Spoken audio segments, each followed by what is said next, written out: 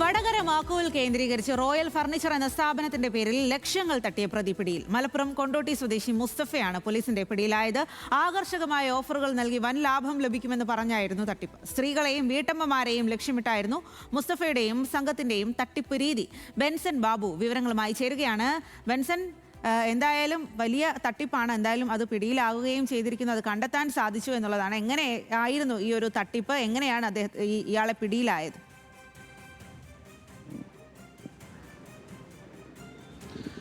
അത് കഴിഞ്ഞ 1.5 വർഷക്കാലമായി വടകര കേന്ദ്രീകരിച്ച് നടന്ന ഒരു വലിയ തട്ടിപ്പിനാണ് പോലീസ് ഇപ്പോൾ പൂട്ടിട്ടിരിക്കുന്നത് എന്ന് തന്നെ വേണമെങ്കിൽ പറയാം. മലപ്പുറം സ്വദേശിയായിട്ടുള്ള കൊണ്ടോട്ടി സ്വദേശിയായിട്ടുള്ള മുസ്തഫ, ഇയാൾ വടകര മാക്കൂൽ കേന്ദ്രീകരിച്ച് റോയൽ ഫർണിച്ചർ എന്ന പേരിൽ ഒരു സ്ഥാപനം തുടങ്ങുന്നു. ഈ സ്ഥാപനത്തിൽ 1000 രൂപ മാസം അടയ്ക്കുകയാണെങ്കിൽ കുറഞ്ഞ ചിലവിൽ ഫർണിച്ചറുകളും ഇലക്ട്രോണിക് സാധനങ്ങളും നൽകാമെന്നുള്ളതായിരുന്നു വാഗ്ദാനം. അതായത് ഒരു മാസം 1000 രൂപ വെച്ച് 20 മാസം ഈ തുക അടയ്ക്കുക.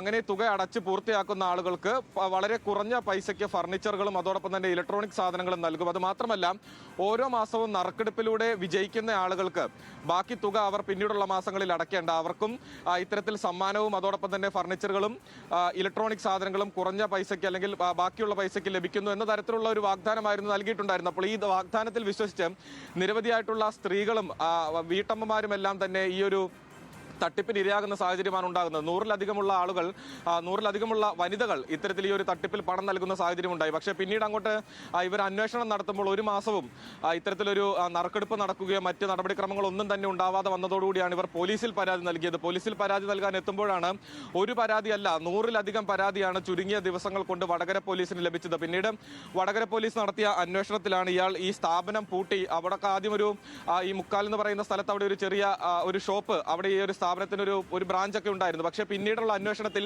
ഈ ബ്രാഞ്ച് ഒന്നും തന്നെ അവിടെ ഉണ്ടായിരുന്നില്ല. ഇയാൾ മലപ്പുറത്തേക്ക് നാട് കടക്കുകയായിരുന്നു. അങ്ങനെ ലക്ഷങ്ങൾ തട്ടിച്ചുകൊണ്ട് ഇയാൾ മുങ്ങി.